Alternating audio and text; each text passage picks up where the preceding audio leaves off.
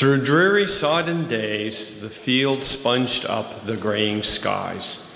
And now the sun lies soft as birth again, as if the earth had just begun. And blossoms on the vines designed in spring come out to sing again. And everywhere the ripening pushes fallen leaves apart to free the heart for freshening. As through the seasons of our years, becoming often waits the nourishment of tears.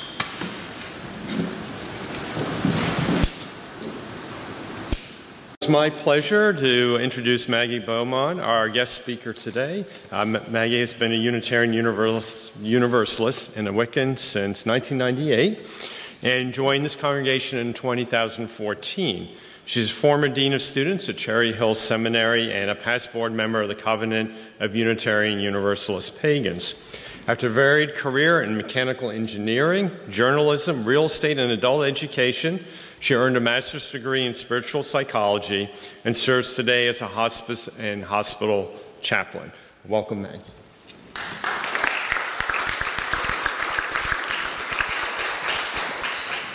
Thank you all. Good morning. So, there's some ground rules that I learned in a seminar back in the, 90s, I guess, that have served me very well, and so I'll share them with you. There are just 4 of them. Take care of yourself so you can take care of others. Don't hurt yourself and don't hurt others. Participate in your experience and experience your participation. Use everything for your upliftment, growth, and learning. And then, of course, there's one more. Begin with the end in mind. The other thing I want to share with you at this moment is some of the random things that my friend Juniper Jenny Birch has learned from 20-odd years in the pagan community, and I'm not going to read you all 20. Never expect a finished product. Events, groups, organizations, rituals, and church services are always evolving and growing. Leaders learn on the job. People are much more than you see at first glance, and also much less. That scruffy-looking person might be the best firekeeper in the community. The ritual leader's beautiful gown might be secondhand. And drama is part of human nature. It exists in every subculture. It does no good to wring your hands and cry because you just want everyone to get along. And last, life is not fair. For every reasonable request, there is an opposite and equally reasonable request. For every person allergic to smoke, there's another person who uses it for medicine. For every person with mobility issues, there is a person with hyperactivity. For every person triggered by loud sounds, there is a person with hearing loss. Learn to accept meeting in the middle. Your needs are not greater than anyone else's. Blessed be. Let's move now into a spirit of meditation and peace and quiet. So in a moment, I'm going to ask you to actually sit quietly for a little while. You might want to get a little comfortable about that. And then we'll end our silence by singing Spirit of Life. The words are in your order of service. So just now, take a deep breath and let go of everything that you don't need just now. And turn your attention to all that is holy in your particular understanding of holy. And just be present with that for a little while.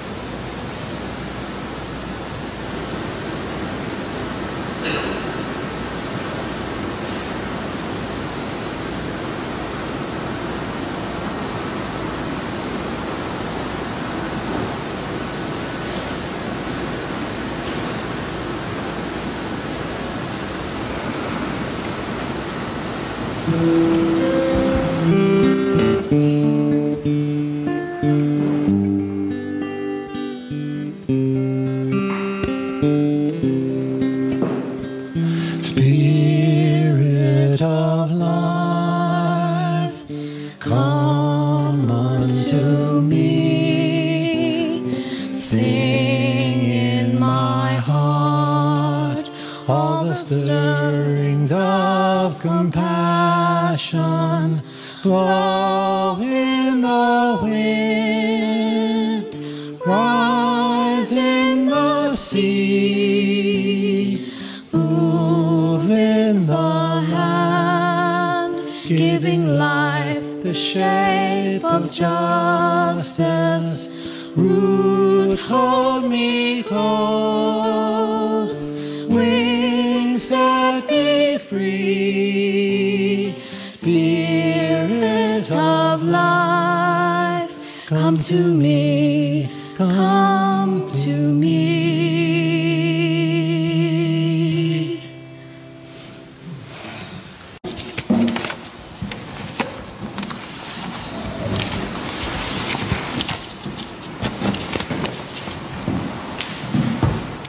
I can tell it's a humid morning. My pages are sticking together. So at this latitude right now, we stand between the first harvest and the second. The grain that gives us beer and bread has already arrived. The corn and tomatoes and peaches and berries are showing up everywhere, and soon they'll be even more plentiful. In another few weeks, it will be time for pumpkins, the third harvest, but that's not yet.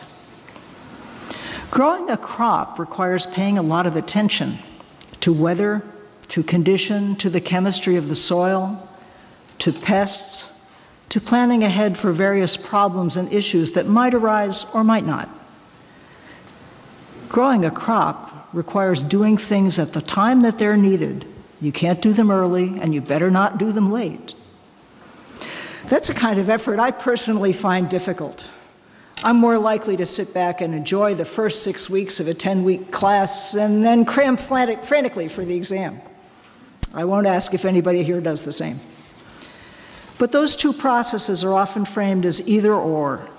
Either you pay attention in every moment, taking care of everything when it's needed, or you coast until it's time for one last big push. Well, you may get away with cramming for an exam, but you can't do a season's watering after a month of drought and expect that to work.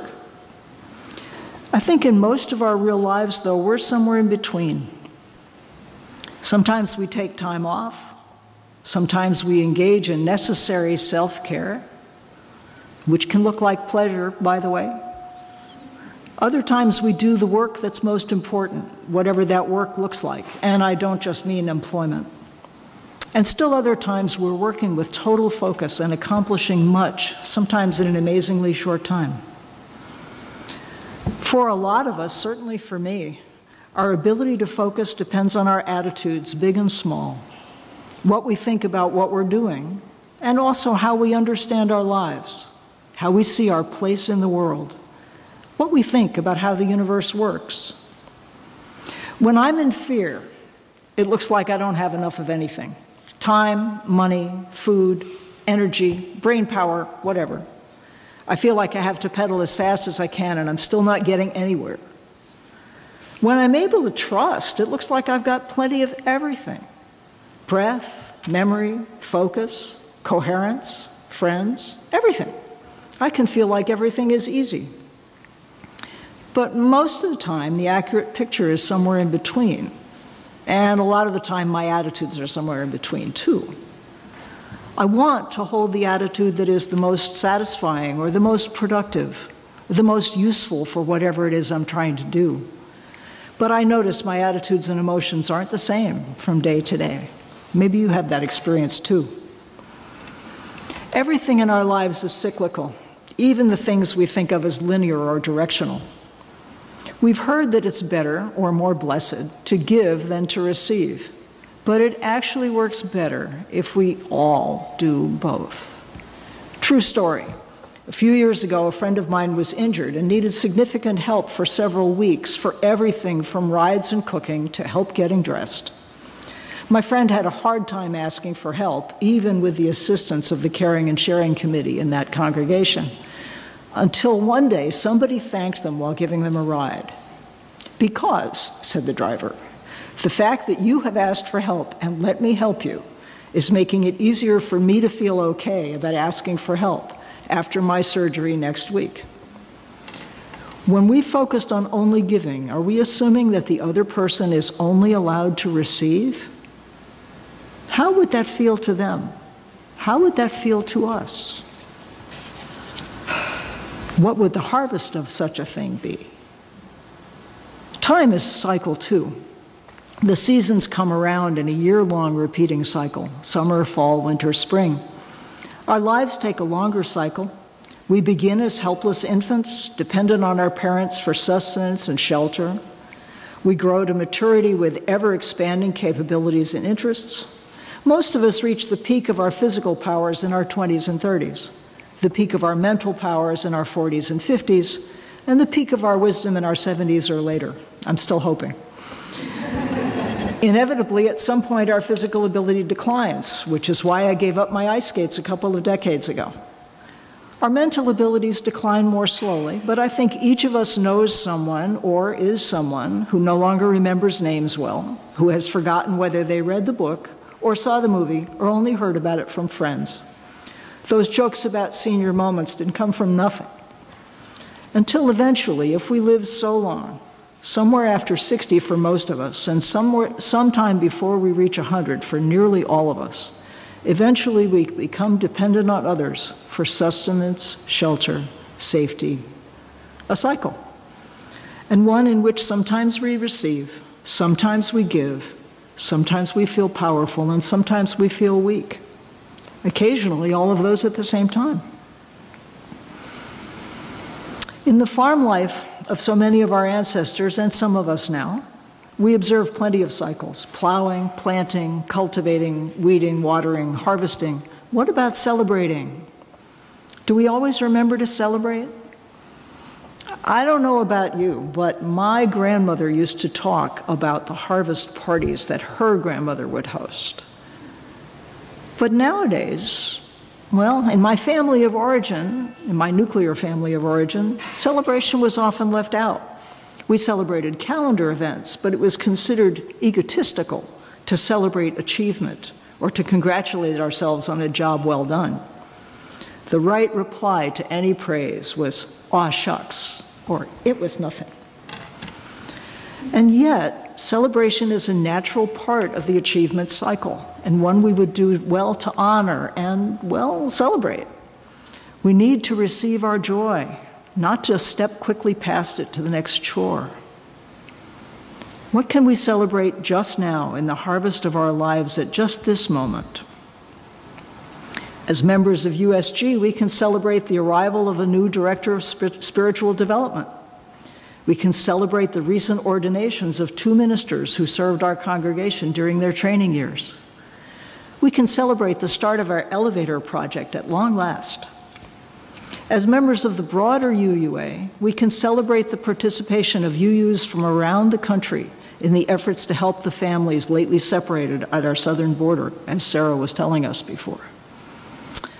We can celebrate the renewed work on anti-racism at the continental UUA level.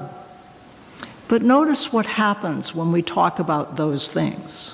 If my examples become larger and larger, they also become farther and farther away.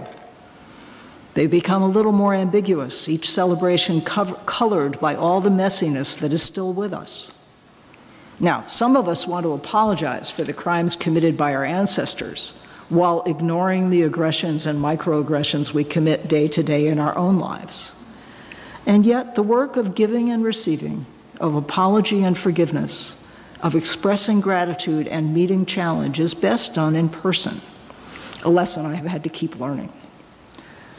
So let me bring my question back to here and now and make it personal. What have you personally accomplished in the very recent past, this month, say, that you can celebrate as a successful harvest? Maybe something small, maybe something huge. It's not a competition, and I won't ask you to say it out loud. But I just want to invite you to actually notice moments when it felt like you were successful. I want us all to notice moments when we feel like what we did was good. My recent ones, for example, include getting 3 writing projects to completion right at deadline. Now, none of them were more than 10 pages, so it's not like I'm celebrating huge stuff. And I'm certainly not celebrating that they were perfect, but no writing project is ever perfect. I'm celebrating that I was able to declare them done and send them out in the world before they were late. Sometimes that's a big accomplishment. Some days I can celebrate that I made all the phone calls that were on that day's list, though some days I can't. Just last week, I finally made the call about getting my car inspected before the end of the month. Phew. It's good to celebrate those things, and when we give ourselves adequate acknowledgement for our successes, even the little ones, that gives us more ability to have more successes. How do you think I made it through grad school at 64? Had to celebrate every little thing as a successful harvest in order to get the energy for the next piece. So I don't want to glide past celebration too fast. It's good to take more than a moment to honor the work that went into what we've accomplished and to give thanks for whatever help we've had in getting to this harvest. And of course, eventually it'll be time to look to the next harvest. Now, I used to think that planting was the first step toward a harvest, but it actually begins even earlier. Before we can begin to plan the next crop, we need to evaluate the last one. What did we plant last time and how well did we do? So the first step is reviewing the harvest just completed. What did you receive after all your work? What flourished in the garden of your life this season and what languished? What weeds had to be pulled up repeatedly? Some of my weeds are named spider solitaire. Others are named Facebook. And don't forget overcommitment and staying up too late. But I bet some of you have weeds too. What came up that you didn't expect or hadn't even realized you planted? And then, of course, what crops got stunted because of your inattention? What wonderful crops just seem to have shown up without much effort on your part, like tomato volunteers from a long ago garden? And when you've looked at all that, then it's time to look at what would you like to plant again in a future season? What crops would you just as soon prevent? What adjustments do you want to make next time so your next harvest is better? If I want, for example, a more friendly apartment community, I can start planting that by saying warm hellos to people and looking them in the eye, even on the elevator. If I want a more inclusive community, I can start by shopping in stores where people of several visible styles congregate. I can notice the things about a stranger that are matters of taste or action rather than permanent differences between us.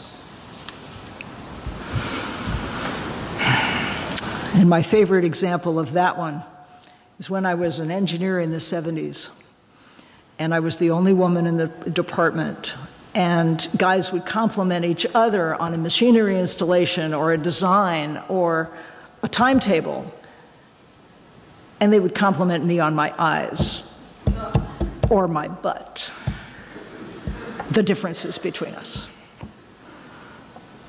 You can tell a lot about the farmer by the quality of the harvest, and our lives are like that too. If in some future season I manage to harvest a book, it'll be because I planted the seeds, wrote the drafts, continued to cultivate it, encouraged it to grow, all the way to completion. If, on the other hand, all I have left is a file drawer full of false starts and rough draft ideas, well, that will tell you something about me as a writer, won't it?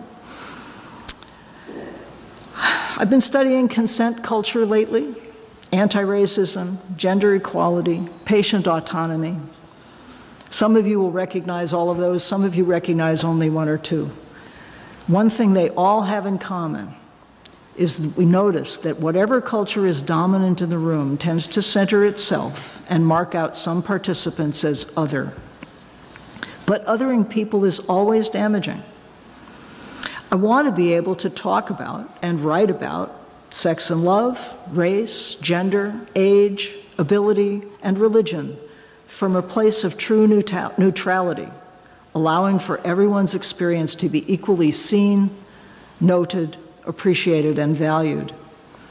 But instead, everywhere I turn, I find that we each speak from a viewpoint. Recently, I've participated in structured group conversations on several challenging topics, one topic at a time, some of them here and some of them elsewhere, in groups where a host of different opinions were represented. As you would expect, each time I found some opinions easier to listen to than others. As you would also expect, I found it easier to listen to people who agreed with me. No surprise, right? But later I realized there was another layer of difference in that group besides which side are you on. Some of the people in each room were speaking abstractly, thoughtfully, philosophically, their opinions informed by reading and thinking, their sources, the scientific findings, humanist ideals, religious teachings, ethical standards, opinions of people they respect. Other people were speaking concretely out of their lived experience, a lifetime of moments of feeling their bodies were on the line in one way or another, their livelihoods, their families, their jobs or homes under threat. Everyone in those conversations seemed well-intentioned about the discussions, and each time it seemed that everyone was participating fully. And yet, it was clearly a different conversation for people who felt themselves at risk than for people who felt safe. Perhaps that's inevitable, but the moment that I realized it, it rather took me up short. It seems to me that this is a divide that is at the root of all our most divisive challenges, and it's another fabulous argument in favor of diversity in all things. As long as the people with lived experience are kept off the decision-making panels, maybe those decisions really can't be appropriately fair, just, equitable, and all the other things we'd like them to be.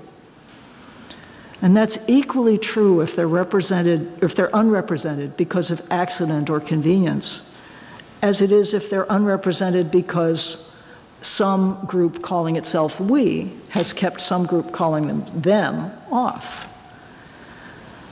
Looking at that harvest, what can we know about what we have planted? What can we change for the next harvest?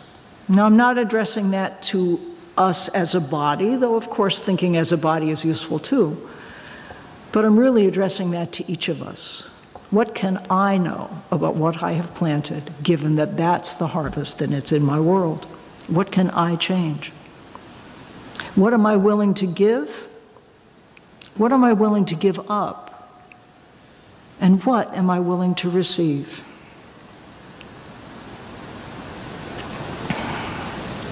Begin with the end in mind. Our policy governance takes us there.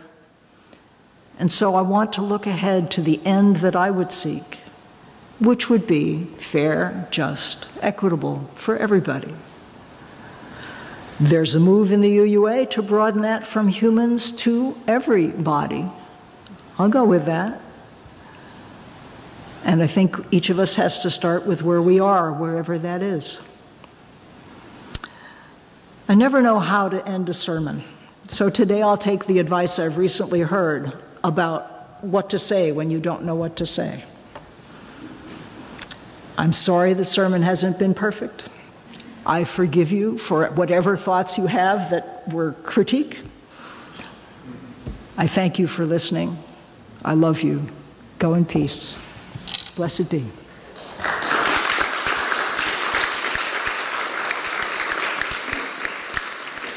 I invite you to be gentle with yourselves today and every day, to participate in your experience, and to welcome and deeply experience your participation in whatever it is that you're doing. And I invite you to take every moment, just a tiny bit of attention to what is being harvested in that moment for you. Amen and blessed be.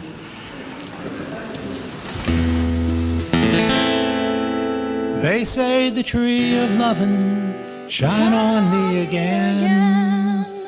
They say it grows on the banks of the river of suffering.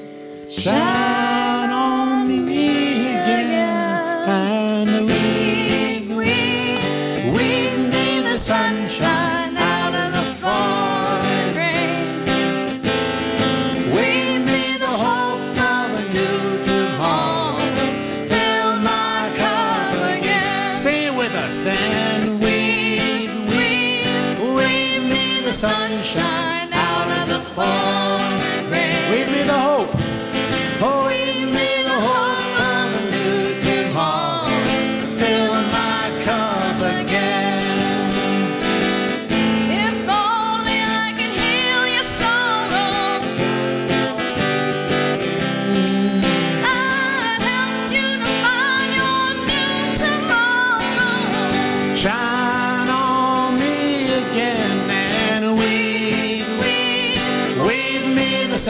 sunshine out of the falling, out of the falling. Oh, leave me the hope of a new tomorrow.